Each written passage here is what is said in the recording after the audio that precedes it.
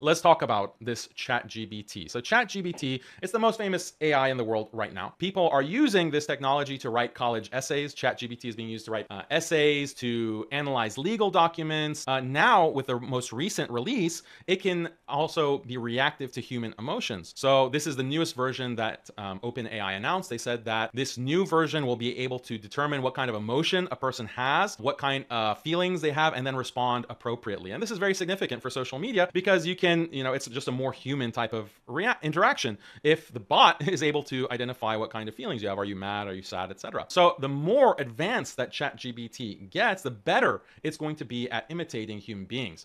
And eventually, if not now, then in the very near future, humans will not be able to determine which accounts on social media are real people or they're actually bots. And this is very relevant to the first strategy that I was talking about. AI can be used to influence public opinion by creating these giant armies, basically, of bots that act like human beings. And that's the thing about human nature. Human beings are often the conclusions that we come to about what is real, like what is the real world around us, what is true, what is false, what is good, what is bad. We are heavily influenced by what we perceive to be people, the opinion or the thoughts or the beliefs of the masses.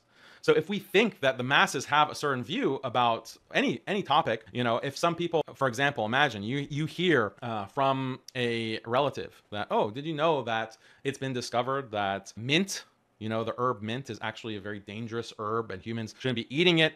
And at first you think, well, that seems, not very credible. One uncle said it and he's just, a crazy uncle, conspiracy theory. He thinks mint is bad for you. That's ridiculous. But then you hear it from someone else. And then you think, well, that's strange, but maybe they just read the same conspiracy forum. But then you hear it, on the news. You hear it, you go to social media, you sign in onto X or YouTube or Facebook, and there are videos about it. There are tweets about it. Yeah, new findings about mint. And then you start believing it. You start believing that just because you've gotten these different points of contact and they've all told you the same thing. And without doing your own research, without even opening up a single article, not even considering maybe you've been eating mint your whole life and you never felt any kind of negative effect on your health. You'll disregard all of that history you've had and that experience you've had because now you have all these different points of reference telling you the same thing. And so you start believing it, and that's now part of your worldview. Your entire worldview has changed. So you can see how you can change the reality of tens of millions of people by flooding the internet with these avatars. And what makes it so powerful is that if you don't understand AI,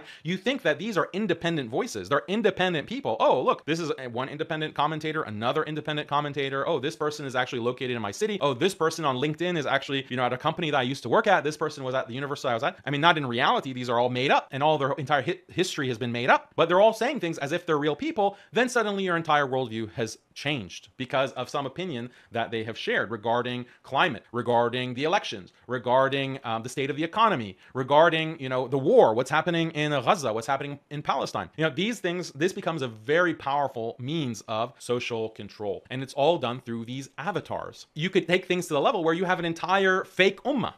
You have an entire counter ummah, basically, of all of these profiles, all of these avatars. And it's women with hijabs, Muslim men with beards, wearing thobes, even videos that you can create of them going to Hajj, going to Umrah, reading Quran, like, oh, look at, this beautiful little girl wearing hijab. Oh, she memorized the whole Quran by age 5, and she thinks that women need to become, high-powered CEOs. Right? Imagine how powerful that will be in affecting how many Muslims. Or, oh, look at that, cute imam or that very good looking imam, and he has the most beautiful recitation of the Quran. And he thinks that, Muslims need to be more accepting of trans Muslims, for example, or LGBT Muslims. And that goes viral on social media. So you can also see how certain countries like China, that's already oppressing Muslims and persecuting Muslims, they'll jump on this type of technology. India as well, to control their Muslim population. So as this fake counter ummah grows in size and gets bigger and bigger, the real ummah will appear smaller, more insignificant.